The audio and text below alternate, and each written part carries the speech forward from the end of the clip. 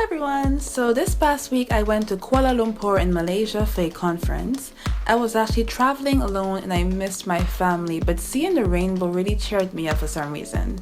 So I was on my way. I took a plane, a bus, then another plane, followed by a train,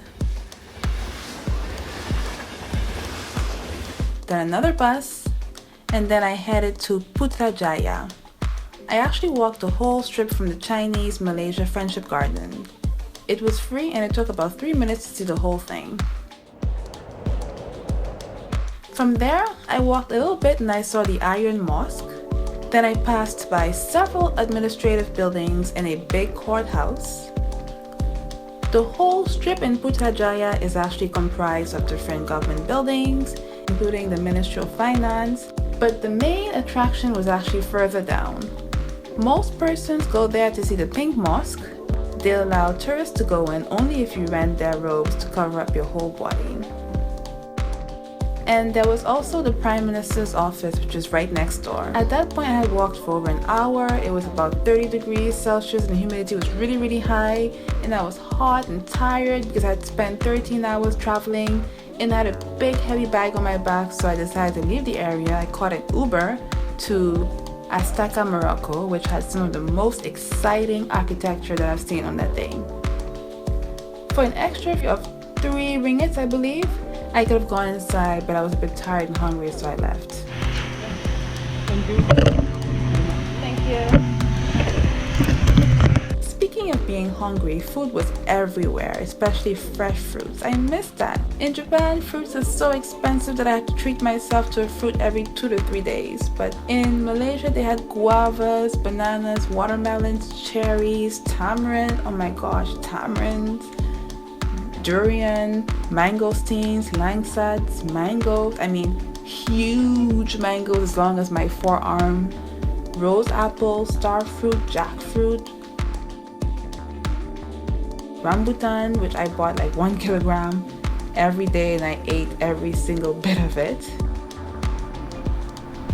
One of the main dish people seemed to enjoy was chicken rice, so I ate a lot of that as well as roti. So the food was usually cold for me. I don't know if it's the restaurants that I picked or what. I don't really like cold food. I prefer warm or hot food, so that was the only major thing that deterred me a little bit. In terms of drink, I asked for fresh coconuts pretty much anytime I could. Otherwise, their lemon iced tea was really delicious.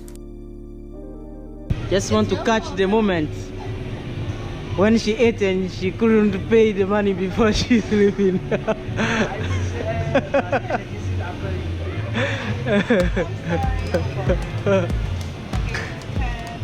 And aside from food, shopping in Malaysia was crazy. From lower end goods that can be purchased at Little India, Chinatown, and my recommended place, the Central Market,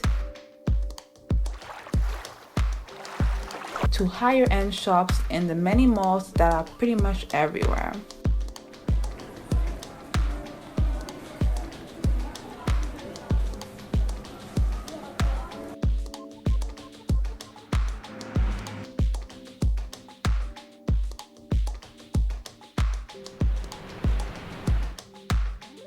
The best part of shopping was talking the price down to less than half the initial suggested price. I remember walking in Chinatown and the sellers were calling me out saying, "Black Diamond, hey Rihanna, hey Shakira," in hopes that I would go to their stalls.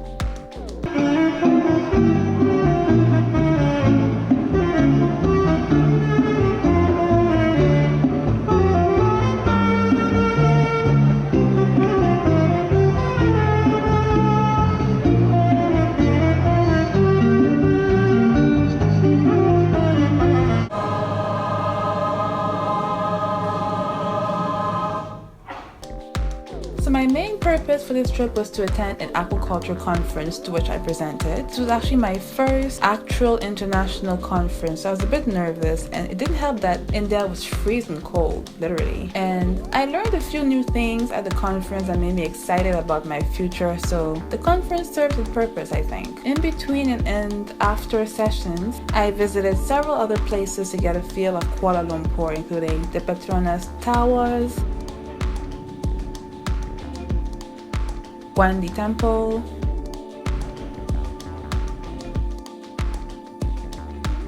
Shri Mahamariamman Temple in Chinatown,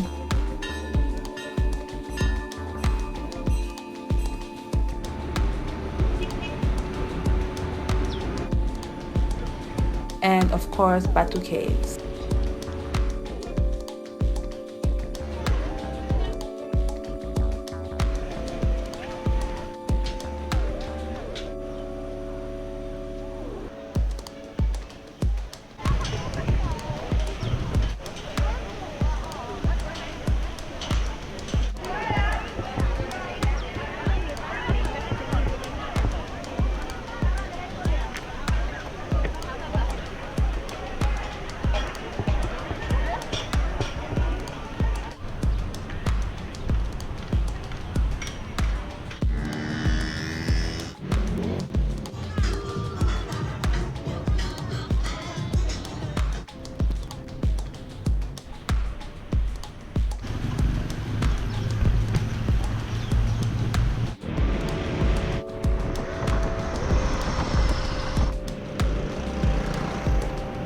I got a henna tattoo which only lasted about 2 days before fading, and I think because I didn't wash my hands a bit too often. I washed my hands before and after eating, before and after using the restrooms, so that's probably why I faded so quickly. But speaking of restrooms, check out these fun words I saw in many of the bathroom stalls.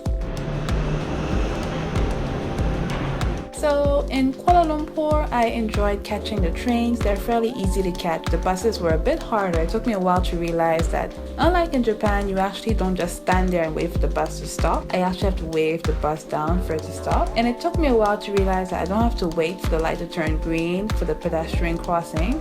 I can just cross whenever the cars stop or whenever I see no cars in sight. My favorite and most used way to get around town was using Uber. You can tell that taxi drivers were a bit mad at the Uber drivers, especially knowing that there are so many guys riding as Uber drivers. One of the main things that I liked about Malaysia is the fact that they have churches in one area, mosques on the other side, and Hindu temples as well as Chinese temples on the other end, and everybody seems to coexist quite seamlessly, and to me that's the way the world should be. Unfortunately it isn't.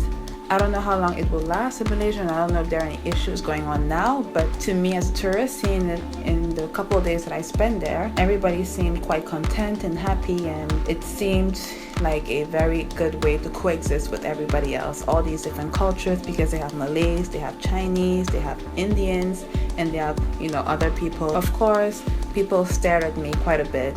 I don't know if it's because I'm tall, because I'm dark, or because I'm both, but I got stared at quite a bit. Anyway, I hope that you got a sense of how my trip to Malaysia actually was. This was my second time in Malaysia, and it was okay. I enjoyed the conference most of all.